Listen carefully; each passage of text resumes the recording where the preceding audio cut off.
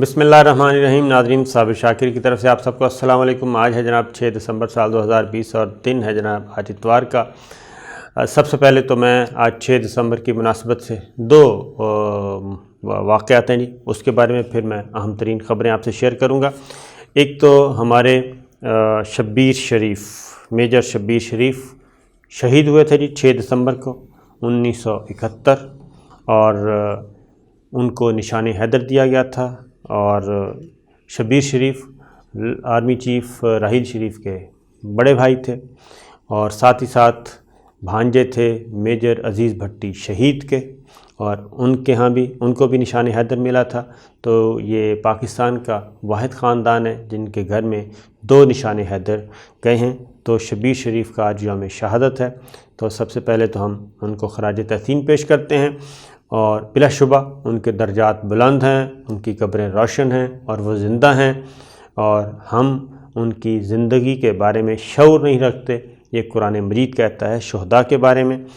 اور شبیر شریف بلا شبہ انہوں نے جناب پاک وطن پہ اپنی جان قربان کی۔ تو اللہ تعالیٰ ہمیں بھی جناب، بلکہ ہمیں نہیں ہم سب کو نقش قدم پہ ان کے چلنے کی توفیق دے، پاک وطن کے لیے ایسی ہی قربانیاں دینے کی توفیق دے، ایسے ہی جذبے سے تمام پاکستانی اپنے وطن کا دفاع کریں جس فیلڈ میں بھی وہ ہیں۔ اس کے بعد دوسرا یہ 6 دسمبر ایک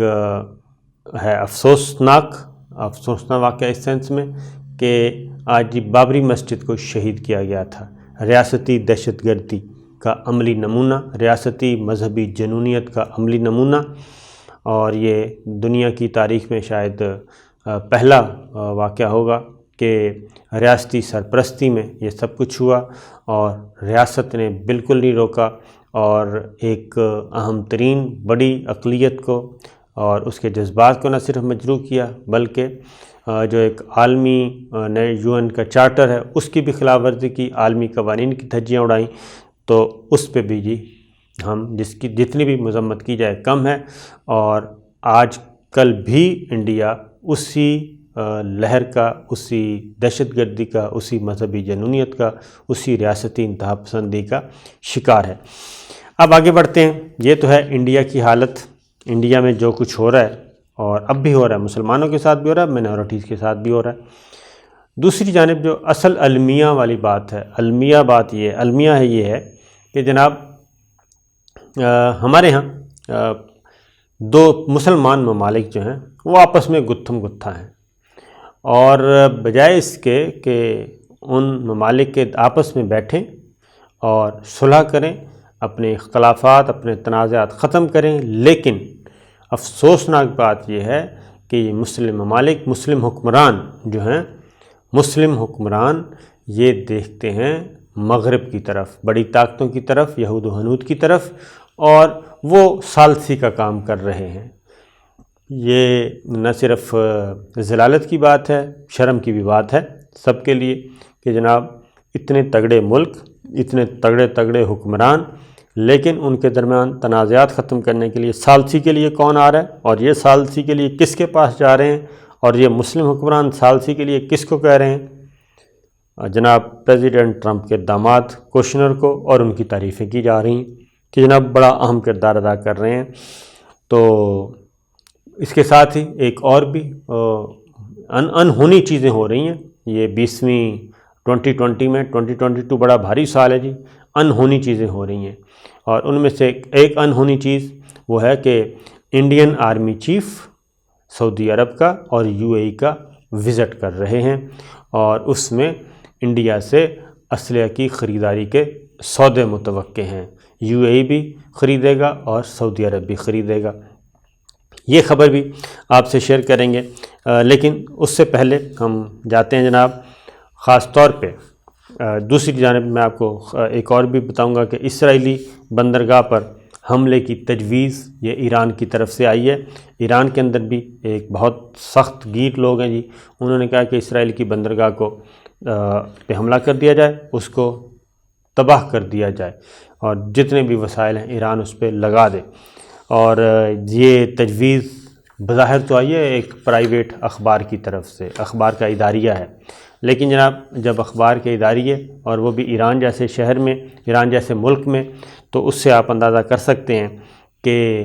یہ ایران کے اندر ایران کیا میسیج دے رہا ہے کہ اگر اس کو کچھ کہا گیا، یو اے ای پر حملے کی تجویز، وہ پہلے یو اے ای پر حملے کی دھمکی دے چکا ہے، سعودی عرب کو وہ دھمکی دے چکا ہے، اور اب اس نے کہا ہے ایک اخباری اداریے کے مطابق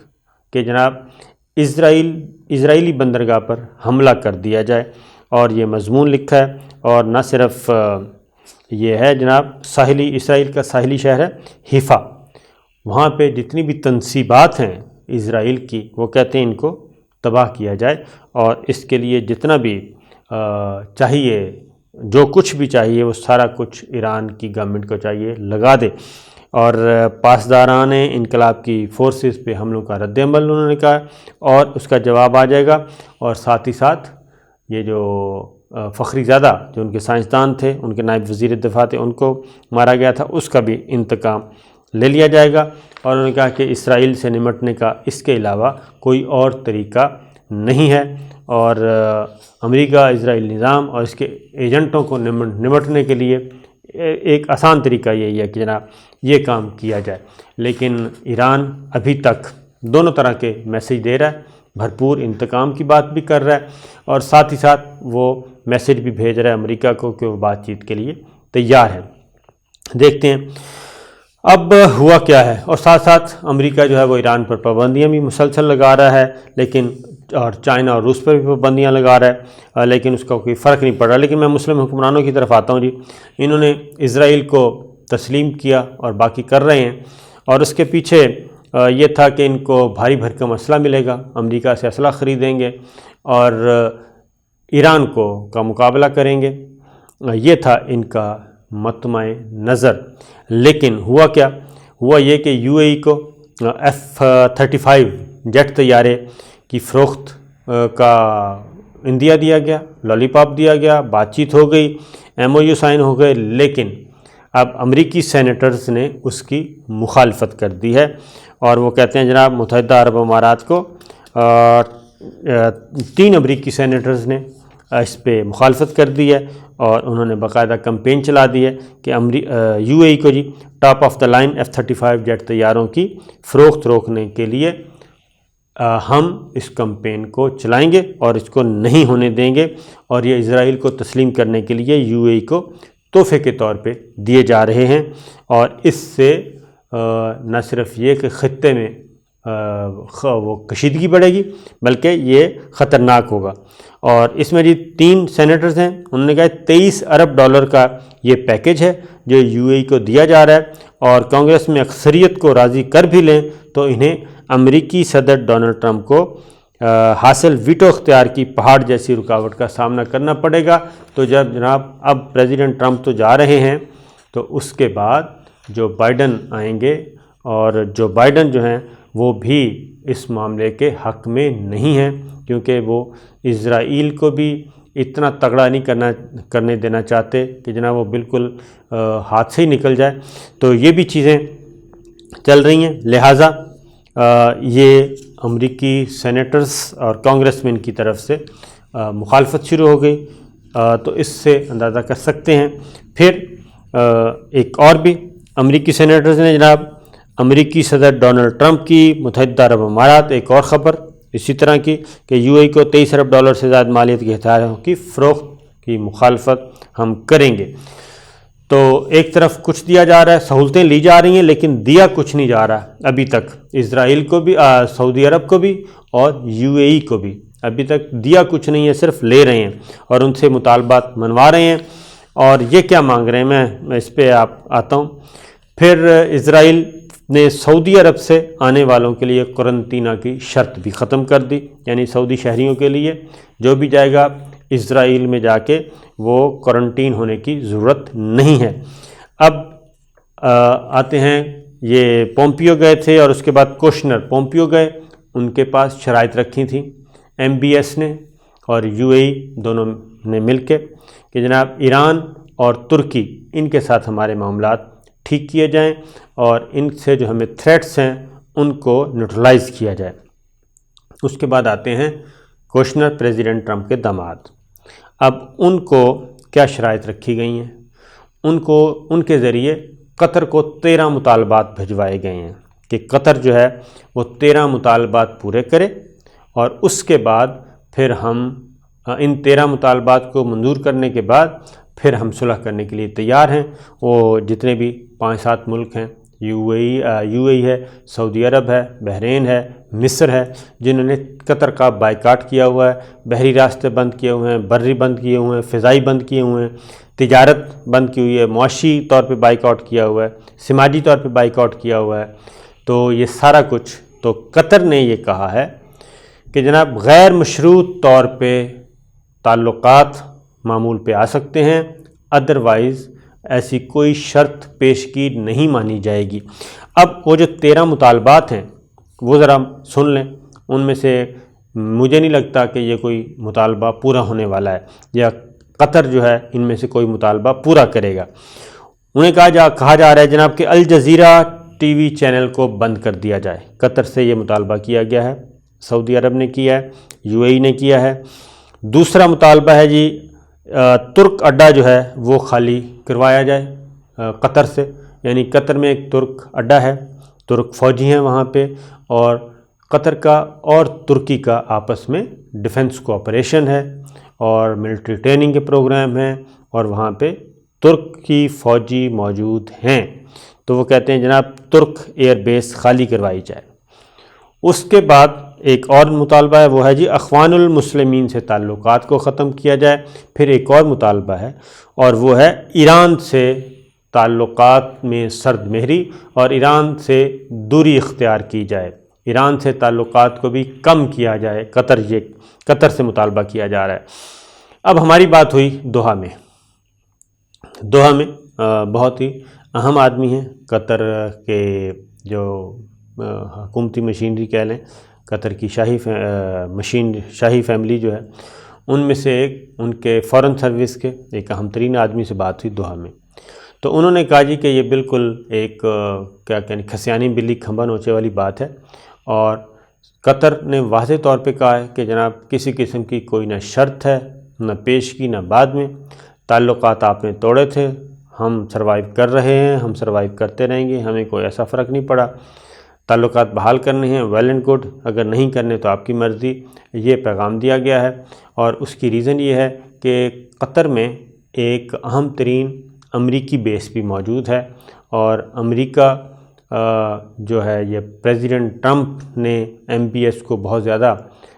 ذاتی طور پہ جو تعلق تھا اس کی بنیاد پہ کوشنر کے ذریعے جو تعلقات میں بہت زیادہ ان کو لیوریج حاصل تھا،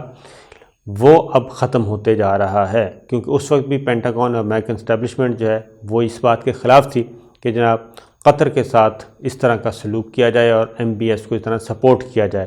لہٰذا نئی انتظامیہ آ رہی ہے تو اس کا فائدہ بھی قطر کو پہنچے گا، کیونکہ سارا آپ اس سے بھی اندازہ کریں کہ جتنے بھی افغان طالبان کے ساتھ مذاکرات ہوئے وہ بھی دوحہ میں ہوئے تھے، اور اس میں بھی قطر اہم ترین فیسیلیٹیٹر تھا۔ تو اس لیے یہ پیشگی شرائط رکھی گئی ہیں، لیکن ان شرائط میں سے کوئی بھی ماننے کے لیے تیار نہیں۔ لیکن جو میں بات کر رہا تھا، افسوسناک بات یہ ہے کہ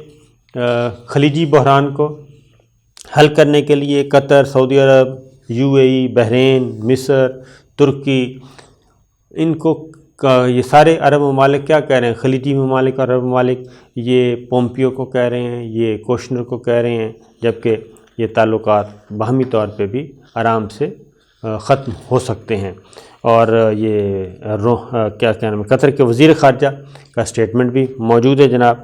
انہوں نے یہی کہا ہے کہ ہم تیار ہیں نارملائز کرنے کے لیے۔ یہ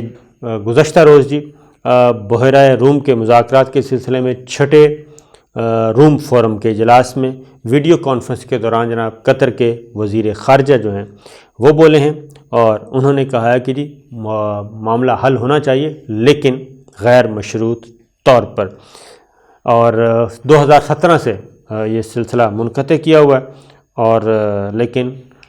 قطر جو ہے وہ سروائیو کر رہا ہے، متبادل روٹس لیے ہوئے ہیں، وہ سب کچھ کر رہا ہے، اور اس مشکل گھڑی میں پاکستان نے بہت زیادہ سپورٹ کیا، خاص طور پہ کھانے پینے کی اشیاء جتنی بھی تھیں وہ پاکستان سے جاتی رہی ہیں اور کسی قسم کی کوئی قلت وہاں پہ پیدا نہیں ہوئی۔ اس میں پھل تھے، سبزیاں تھیں، ڈیریز تھیں اور میٹ، مٹن، یہ سب کچھ اس میں شامل تھا،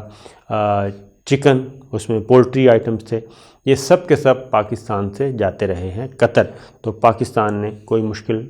ان پہ نہیں آئی۔ اب آتے ہیں جناب یو اے ای اور سعودی عرب میں army chief, Indian army chief کا وزٹ۔ یہ ایک اور شرمناک بات ہے کہ آپس میں معاملات ٹھیک نہیں کرنے، مسلم ممالک کے ساتھ نہیں بیٹھنا، مسلم ممالک کے ساتھ بلیک میلنگ، مسلم ممالک کے ساتھ ایگو کا مسئلہ، لیکن اب وہ بلا رہے ہیں جناب انڈین آرمی چیف کو۔ انہوں نے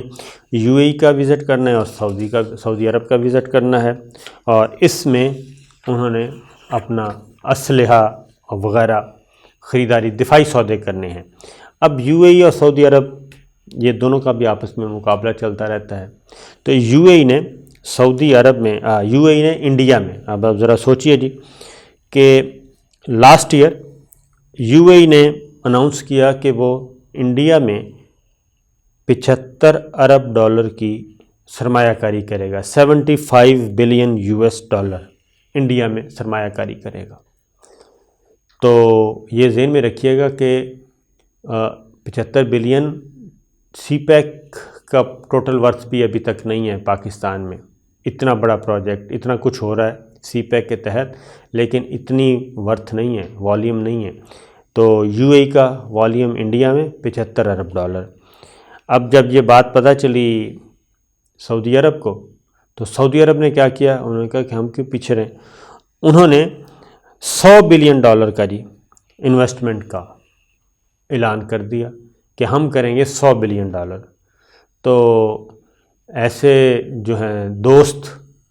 ایسے انویسٹر، تو میرا خیال ہے دشمن کو جب ملتے ہیں تو دشمن کو تو پھر کسی اور دوست کی بھی ضرورت، اور نہ کسی دشمن کی ضرورت ہے نہ کسی دوست کی ضرورت ہے، بلکہ 175 ارب ڈالر یو اے ای اور سعودی عرب کی طرف سے انڈیا میں انویسٹمنٹ کا اعلان۔ تو پھر جب پاکستان یہ کہتا ہے کہ جناب وہ ہمارا ملک دشمن ہے اور ہمارے اس کے ساتھ 3 جنگیں ہو چکی ہیں، اس وقت بھی وہ مسلمانوں پہ ظلم و ستم کر رہا ہے، نہ صرف مسلمانوں پہ بلکہ تمام مینورٹیز پہ کر رہا ہے، مقبوضہ کشمیر کو وہ ہڑپ کر چکا ہے، ہڑپ کرنے کے ساتھ ساتھ وہاں پہ جو عصمت دری کی جا رہی ہے، خواتین کی بے حرمتی کی جا رہی ہے، اور بھی مسلم خواتین کی، مسلم ماؤں بہنوں بیٹیوں کی، اور شہریت امینڈمنٹ ایکٹ کے تحت مسلمانوں کو رگڑا لگایا جا رہا ہے، مسلمانوں کو جیلوں میں ڈالا جا رہا ہے، شہریت رجسٹریشن ایکٹ کے تحت بھی پاکستان ہی مسلمان ہی ٹارگٹ ہیں۔ تو اتنی عنایات کیوں ہیں؟ اور جب ہم یہ کہتے ہیں کہ آپ فلاں کمپنی کو نہ لے کے آئیں، بلکہ انویسٹمنٹ کرنی ہے، آئیں، موسٹ ویلکم، لیکن اس میں صرف اور صرف سعودیز ہونے چاہیے